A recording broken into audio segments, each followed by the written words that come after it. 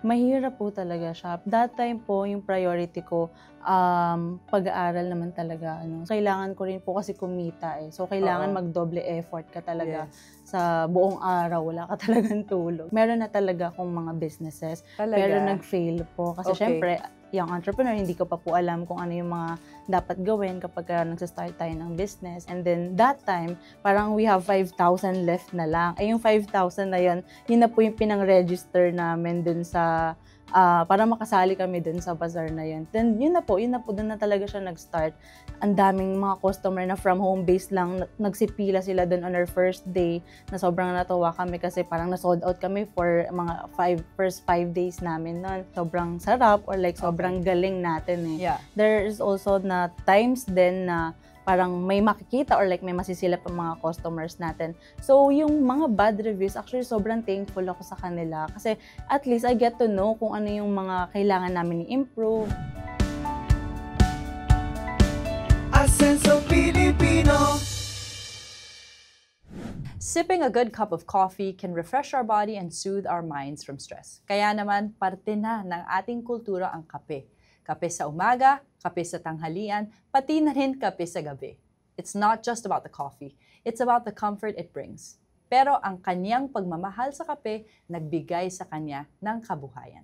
Sa 10,000 puhunan, ngayon may 3 branch na siyang coffee shops sa loob lang ng 1 taon at nakakatulong pa siya ng kapwa estudyante niya. Ito ang katunayan na kapag mahal mo, may pag-asenso. Good day mga ka-asenso! Oras na para sa isang kwentong punong-puno ng inspirasyon, informasyon, at syempre kwentong success. Ako po si Isabel Daza, ang kaagapay nyo sa pag-asenso. Today kasama natin ang young entrepreneur at viral din sa social media. Sabi niya sa kanyang mga TikTok account, "Have you ever wondered how it is like to own a small cafe at the age of 23? Ang owner ng Coffee Daily, Trisha Celis. Thank you so much, Trisha, na nandito ka ngayon sa ating show, DTI Asenso Pilipino. Welcome! Thank you so much po.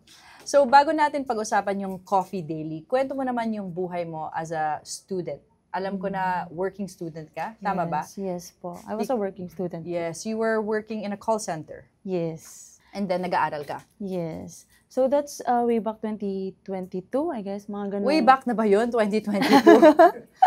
3 years ago lang, okay. Pero mga ganung time po, sorry, medyo nakalimutan ko na yung timeline namin. Pero nung time po na yun, bali, second year college po ako, Okay. habang nag-aaral po ako, and then sa gabi naman, nagko-call center po ako. And then, parang medyo na-burnout po ako dun sa ganung process, kasi nga syempre, estudyante sa umaga, and then sa gabi naman, I was Call working. center. Yes, tapos Hindi call ka na center nakakatulog. pa. You can't sleep Actually, anymore, Hindi di na ba? po kami talaga nakakatulog. Call center agent, ano ba yung oras na nagtatrabaho kayo? That's 8 p.m. and then until 6 a.m. in the morning. Grabe. And then after that, diretso So, na po kailan ka kami ng school. nakakapag-rest? Kapag day off lang, one day, ganyan. Ha? So, hindi ka natutulog within the day? Or parang Hindi naman. pasulpot-sulpot lang? Pasulpot-sulpot lang. 3 hours, Hindi 4 po hours? talaga like yung straight 8 hours na tulog. Alam mo, dyan pa lang, hangang-hanga na ako sa'yo. I mean, you have that drive that probably entrepreneurs need. Thank you. Bakit? Is it because you needed the extra income para to Yes. pay for your Bali, school? kailangan ko din po kasi i-sustain yung sarili ko at the same time, to help my family sa finances po namin. Kasi syempre, my mom and dad naman po was working that time. Pero, syempre, para makatulong na rin po ako sa family namin. Gastusin, Yes. Kasi medyo mataas po talaga yung mga bilihin. At the same time, since student nga po ako din po yung nagpo-fund sa sarili ko noon, nung mga time na Talaga? yun. Wow. Yes. Pero hindi ba mahirap to work and then also estudyante ka? Parang, anong nagiging priority mo? Mahirap po talaga siya. That time po, yung priority ko, pag-aaral naman talaga. So, kapag may mga time na kailangan ko puntahan sa school, mag-give time ako. So, yung tulog ko, instead na matutulog ako, pupunta ako ng school, may mga rehearsals kami, may mga presentations kami. Pero, at the same time, yung kailangan ko rin po kasi kumita eh. So, kailangan magdoble effort ka talaga sa buong araw. Wala ka talagang tulog. Ganun po yung naging system ko before. Okay. And then from there, paano mo sinimulan yung daily coffee? As in, so meron ka ng call center and then Nag-switch. school and then meron ka pang isang business. Bali, after naman po nung call center, kasi I decided po mag-resign na ako since nakapag-talk kami ng boyfriend ko po na why not kaya mag-try tayo mag-business. Kasi before din ako mag-start mag-work, meron na talaga akong mga businesses. Talaga? Pero nag-fail po. Kasi Okay. syempre, yung entrepreneur, hindi ko pa po alam kung ano yung mga dapat gawin kapag nagsa-start tayo ng business. So, medyo hindi siya naalagaan. And then, dun na po yung time na nag-decide kami na magtayo kami ng sarili naming business ni French po. Trisha, can I ask you, yung dun sa mga nag-fail na business, kasi minsan, ang focus natin is yung mga sobrang naging successful na. Yes. Pero ang hindi nakikita ng mga tao is, before you become very successful, is meron kang mga trials at failures. At baka yun ang reason kung bakit nagiging successful ka. If okay lang sa'yo, if i-share mo, what were your parang failures na sa business na hindi nag-fly? I think Naging successful. because din sa situation din po, that was COVID din po kasi. So, more on e-commerce po yung mga setup namin. And that time, parang seasonal po talaga since parang mga K-pop stuff, kung familiar po kayo sa mga ganun. Okay. So, from Korea, nagpapadala po ng mga items here. Tapos kami po yung nagdi-distribute sa mga fans. Ganyan. Okay. So, yun po yung naging system namin. Pero again, after ng pandemic, since bumalik na po ulit, nawala na po yung hype dun sa K-pop and dun sa parang online deliveries, online platform. Nawala na po. And ako, hindi ko na po alam kung paano ko siya i-sustain. So, nag-fail po yun. Hanggang sa, wala na po akong mga customers, wala na mga bumibili. And na-push na po ako i-close down yung pinaka-shop ko. Okay. And then, ano yung feeling when you closed it? Parang feeling mo ba, oh my gosh, failure na talaga ako, hindi na ako magbe-business? Or naisip mo, ano kaya pwede kong gawin na maiba to make something successful? Yun Diba? po, parang after nun, bumalik na ako tuloy ngayon sa Call center. sa pag-work po. So, Kasi parang nga, pabalik-balik. pabalik po. Before din po kasi ulit ako mag-e-commerce bago pa mag-pandemic. Nag-service crew naman po ako sa isang big fast food chain. Okay. Kamusta So, yung experience bilang isang service crew? Sobrang hirap. Ang hirap, Opo, no? kumbaga dun talaga yung pinaka-humble moment mo sa buhay mo kasi iba't ibang tao yung makakasalamuha mo, yung demand nila sobra. Tapos lalo na pag fast food, parang lahat nagmamadali. Yes. 'Di ba? Kailangan totoo po. mabilis talaga. Tapos ilang 8 hours ka on your feet. 8 hours po. Alam mo kasi I work din sa isang fast food nung bata ako. Kaya Sobrang hirap. nakaka-relate ako sa'yo. So ano sabi mo after you work na fast food, you're like, I don't wanna do this anymore. Gagawa Pero na lang ako ng business. Totoo po. Pero tumagal po ako doon ng 3 years kasi wala po akong choice. Yeah. Ganun po yung nangyari na. Pero siguro dahil nag-work ka sa fast food, natuto mo rin yung operations, how to serve people. Yes. Kumbaga, Diba? meron po akong initial knowledge doon na na-apply ko siya ngayon sa business namin kahit pa paano. Okay, let's talk about your business now. Ang napakasikat na Coffee Daily. Na gumagawa ka ng mga videos on TikTok na, nire-share ng mga tao. Paano mo naisip gumawa ng marketing ng ganun sa TikTok? Since nasa bahay lang po kami, so nag-isip ako, ano kaya yung pwede namin gawin na parang extra effort since wala kaming physical store na pwedeng puntahan ng mga customers natin. At that time, parang TikTok was booming. Hindi Yes. namin, kumbaga, ginaya ko lang din po yung mga napapanood ko actually. So, na-inspire lang din ako sa iba na mag-start ng pag-content.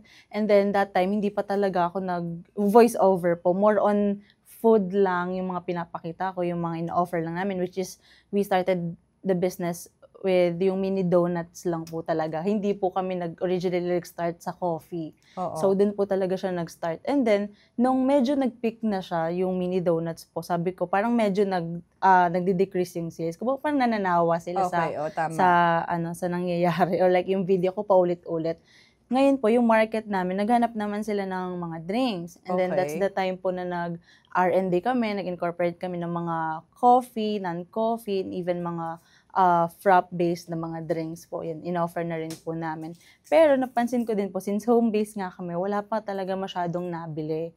And sabi ko, meron mga nagko-content, nakikita ko na kinukwento nila kung paano yung nagiging struggle, yung mga struggles nila, yung journey nila in tama. general. Oo. So, ang nangyari po, tinry ko din mag-voice over. Yes. So, that's the time po talaga na parang ang daming na-inspire, ang daming nakakilala kay Interesado Coffee also Daily. sa brand. Yes. Kumbaga, ang nangyari po, na-overcome ko kahit pa paano yung fear ko na voice over or humarap sa camera. Yeah. Kasi hindi naman po talaga yun yung forte ko. Kumbaga sa business talaga ako. Pero na-realize ko na kailangan pala talaga natin i-utilize yung use ni social media. Yes, yun talaga is the number one parang marketing tools ngayon, di ba? Kung wala po tayong budget talaga. Ang hirap.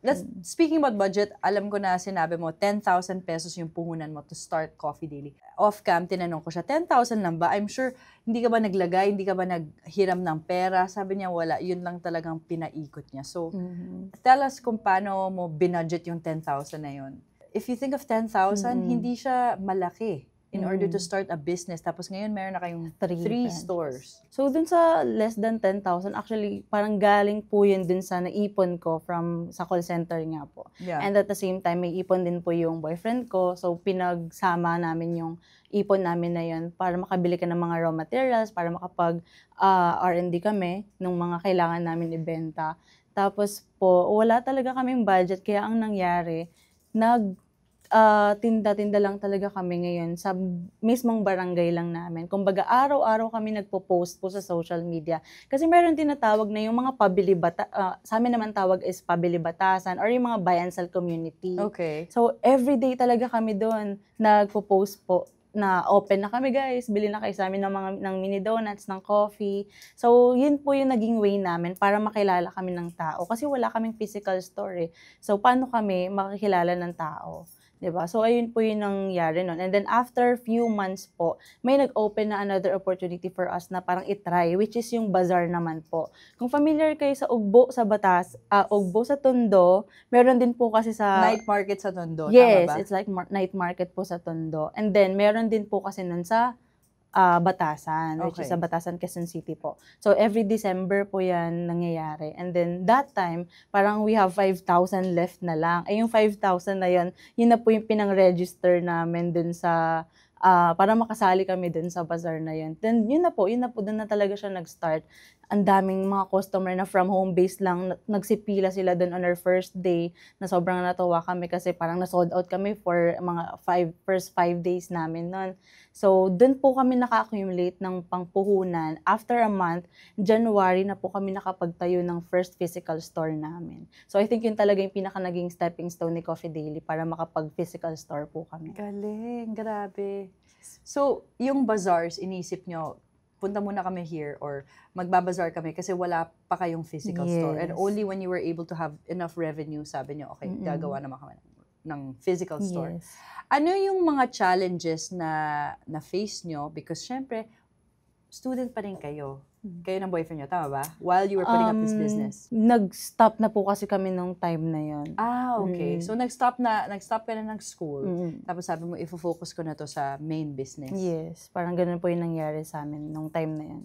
Bakit? Because you felt like mas marami kang natutunan on the job? Hindi naman po. Kumbaga, naging kahit papaano na parang naghanap ako kung ano ba yung dapat kong i-prioritize Oo, muna. tama. So, since kailangan ng family ko ng financial needs, at the same time, yung sarili ko, kailangan ko din po i-fund, yun po yung naging option ko lang talaga that time. And you know, that's really true. Sometimes, hindi natin na-realize na it's not, what I'm trying to say is, you were in a situation na kailangan mo pakainin yung family mo. Yes. And to decide whether you have to pay for school. And since may business ka na successful naman or at least pumipick up, dun mo na lang finocus yung energy mo. What about yung boyfriend mo? Dun rin? Yes, same lang din naman po. Sobrang importante na hands-on ka sa business, diba? Hindi mo naman pwedeng i-delegate sa kung kanino lang baka kung anong mangyari. Yes po, ganun na nga po yung nangyari. Kumbaga, nung first time din po namin kasi magtayo ng business, parang ang hirap pa sa amin i-delegate sa iba yung mga task and mag-employ ng mga tao kasi hindi pa naman po kami ganun ka-knowledgeable kung paano mag-handle ng mga staff. Kaya po chinaga namin muna siya siguro in the first year.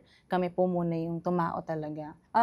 When it comes to making decisions, for example, sa mga bagong produkto na gagawin nyo, paano nyo naisip, okay, from mini donuts gagawa ako ng drinks? At sino ang nag-R&D? Kasi Meron ka bang background sa food tech or wala naman? Or Wala po parang eh. gusto mo lang, hilig mo lang? Yes. Hilig Okay. lang po talaga namin. So si Coffee Daily po talaga, originally nag-start siya because nung mga time na yun, parang mahilig kami ni French po mag-coffee. Yes. Kumbaga pumupunta kami sa iba't ibang coffee shop, tapos magta-try kami ng isang drink lang. Talaga. Since ano lang po yun, kumbaga limited nga lang yung budget namin, gusto lang namin makapag-try. And then nung nagta-try kami, nakakakuha kami ng mga idea kung, ito pala yung lasa ng ganito, ng Spanish latte, ng white mocha latte. And then nung nasa R&D na kami na process, yung own preference namin or yung own standard namin yung naging parang standard namin para gawa kami ng sarili naming products or ng mga drinks na yun. Alam mo, it's so refreshing to hear na you and your boyfriend pupunta sa isang cafe, tas isa lang yung drink na in-order nyo. Kasi parang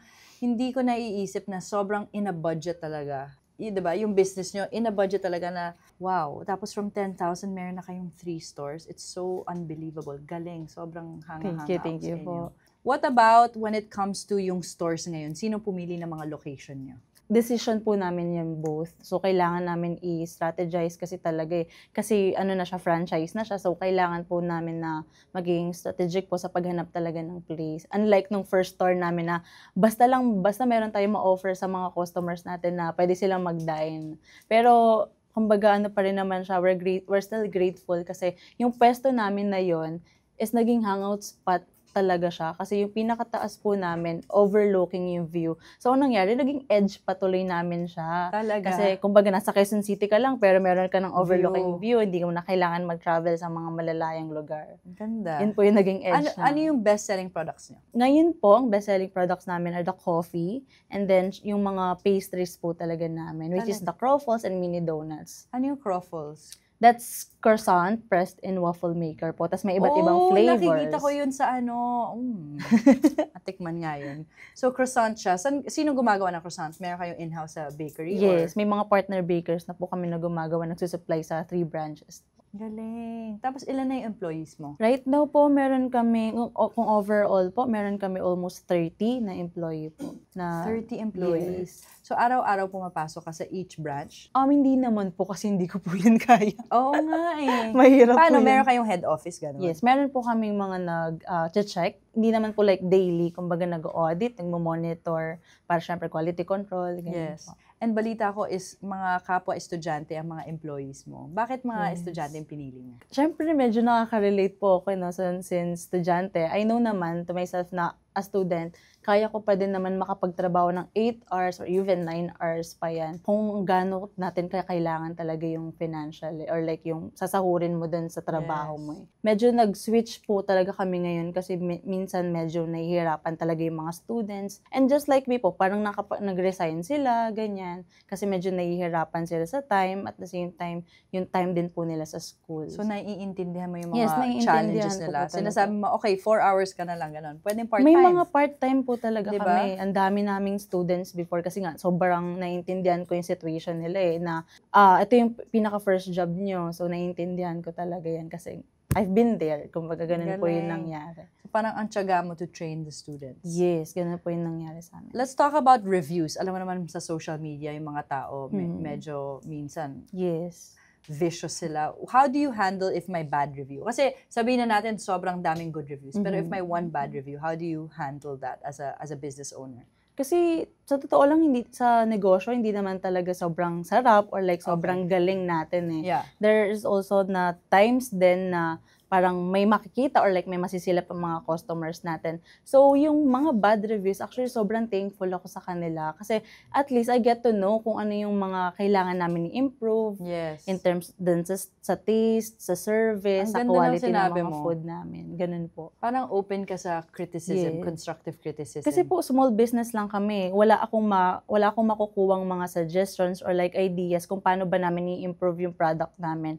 Kundi sa mga customers lang din namin. Ganun siya. So yung sabi ko nga kanina sa R&D process namin, hindi siya perfect. Ang nangyari doon, kaya lang namin siya napasarap or like na-adjust yung mga measurements para mas magustuhan ng masa. It is because dun sa mga bad reviews. So, tinitake talaga namin siya as criticism na good, na constructive criticism, kumbaga. Tama. And nakikinig ka din. I think that's important na nakikinig ka sa mga loyal na customers mo. Yes. Kasi sila po yung nakakaalam. Tama. That's so refreshing. Alam mo, because some people, they'll just take it negatively. Hindi ko naman kailangan yung business mo. You know what I mean? Pero every person counts. Yes. So aside from having yung 3 coffee shops, balitaan ko na meron ka ring parang side hustle or racket, coffee on the go.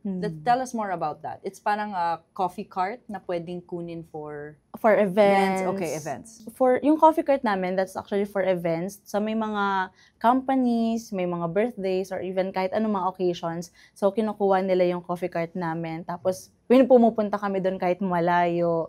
So yun po yung naging extra namin na hassle since nung time na nagsa-start kami, syempre hindi naman ganun kalakas talaga yung benta. And lahat naman, I guess talaga po na hindi naman lahat talaga sa una malakas eh. Oo. So ngayon, nahanap tayo as entrepreneur ng way kung paano pa mas maboboost yung sales natin. And yun po yung naging way namin. I have a question. So yung coffee cart na yun, magkano to rent it out? Kunyari, isang business ako or may events or wedding, kahit ano.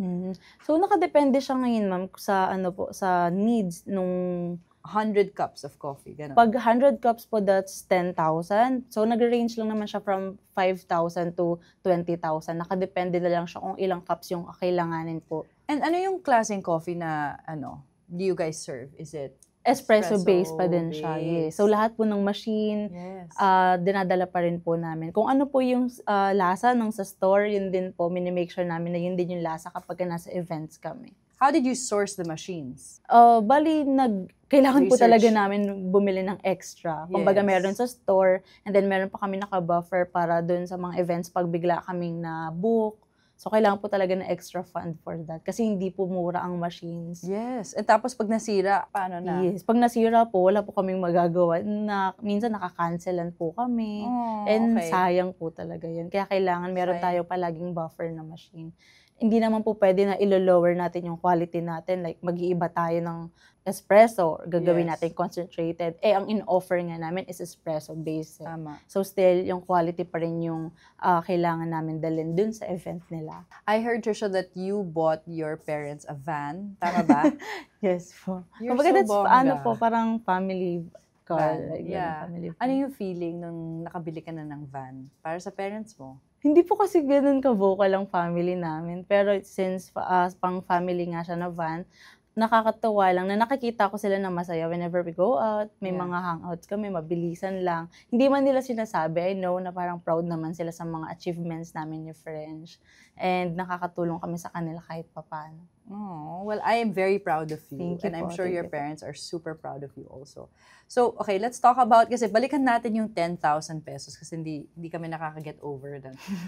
Pwede mo kami bigyan ng rough estimate of magkano kinikita ng coffee daily on a daily basis? From the 10,000 ngayon.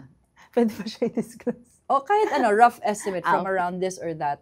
What's safe? Kasi like last time, sinabi ng isang guest namin na parang if makaka 15,000 na a day, safe na kami doon.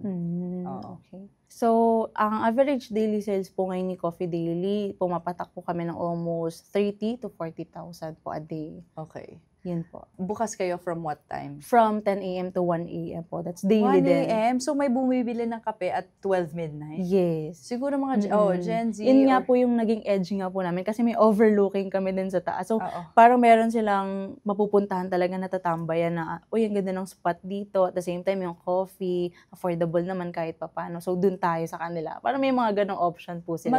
Magkano isang cup of coffee? Like cappuccino? Yung cafe latte namin, that's 120.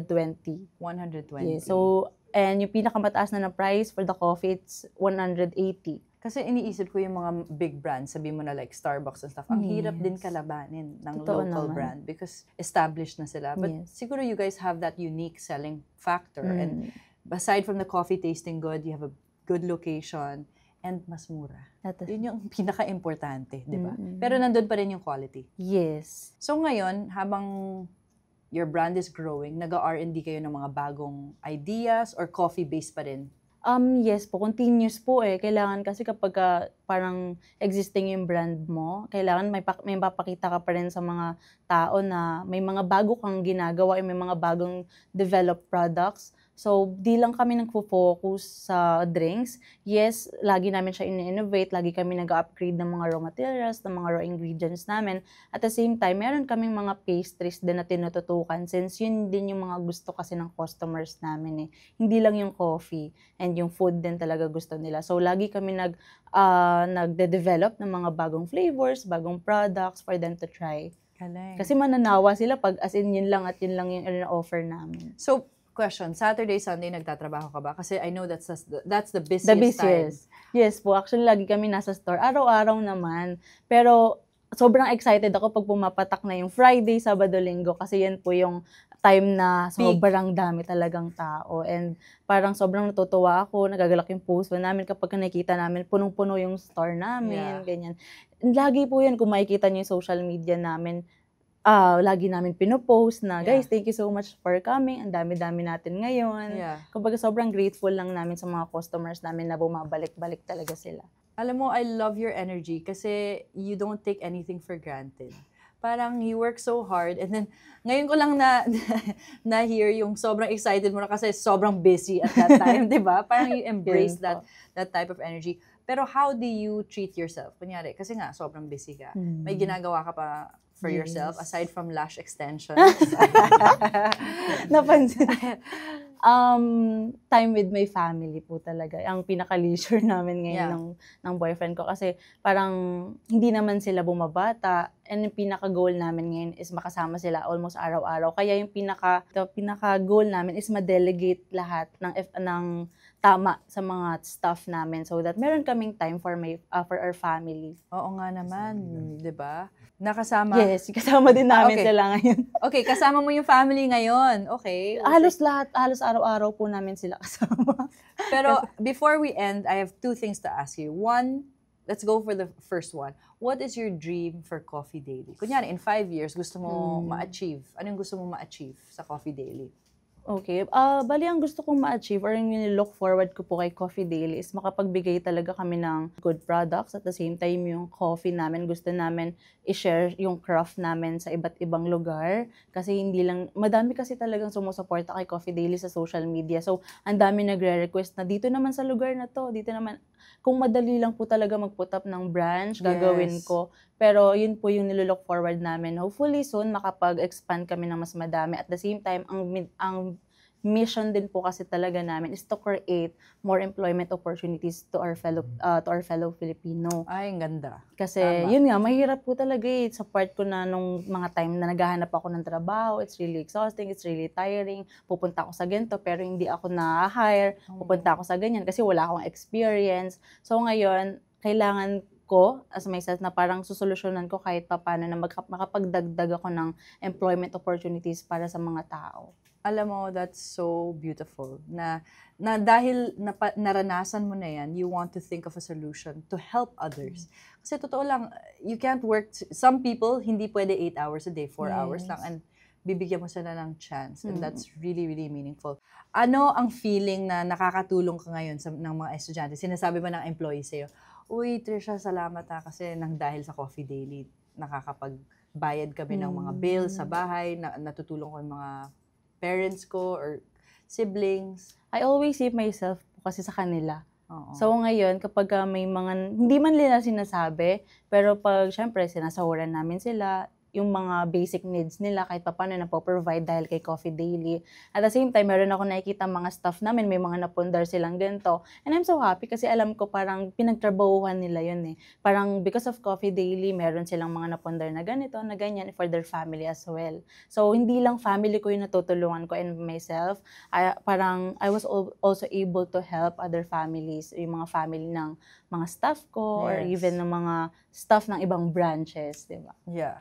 I think that's also something that makes a great employer when nararanasan mo yung mga trabaho na ginawa nila before. Tapos kaya you know how they're what they're feeling and nakaka-relate ka sa mga pinagdadaanan nila. Wow, grabe, Trisha. I'm so amazed by you, your dedication to your business. I hope maraming youth and mga young adults na mai-inspire sa success mo. Actually, I'm sure they will be. Okay, ang last message na gusto mo isend sa mga aspiring entrepreneurs katulad mo na feeling nila gusto nila mag-start ng business pero natatakot sila. Any tips or message? Ang pinaka-tip ko lang po talaga sa kanila is, lahat naman ng bagay matatakot tayo eh. Pero doon na tayo sa matatakot tayo na kahit paano merong mangyayari. Kumbaga meron tayong matatry na bago. Kasi kahit naman mag-fail tayo dito at as long as na we learn at as long as na meron tayong growth na makukuha from there, tutuloy lang natin siya. And at the same time, kung passion mo talaga siya, kumbaga walang makakapigil yan from you eh. And mahalaga rin talaga siguro na alam mo kung paano and kung bakit mo siya sinisimulan. Kasi yun din yung hahanapin sa'yo ng community at the same time yung mga customers natin. So well said. Very, very well said. Thank you so much, Thank Trisha. you so Do you want to invite yung mga viewers natin, mga ka-asenso natin para bisitahin ang Coffee Daily? Saan ba natin pwedeng i-try ang Coffee Daily? Or pwede bang mag-order on Foodpanda and Grab? If ever na gusto niyo magpunta sa mga nearest branches po namin, we have sa Batasan Hills, Quezon City. Meron din po kami sa U-Belt branch. Meron din po kami sa Taytay, Rizal. So kung saan kayo mas malapit or mas accessible sa inyo umorder, pwede po kayong mag-chat or like pumunta. And at the same time, available din po kami sa Foodpanda and Grab.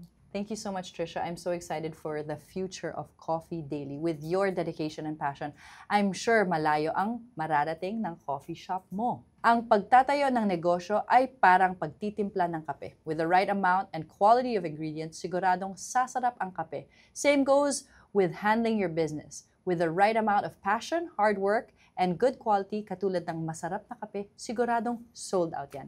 Again, ako po si Isabel Daza. Ito ang DTI Asenso Pilipino, ang kaagapay sa pag-asenso ng bawat pamilyang Pilipino. Tara, kape tayo! Asenso Pilipino.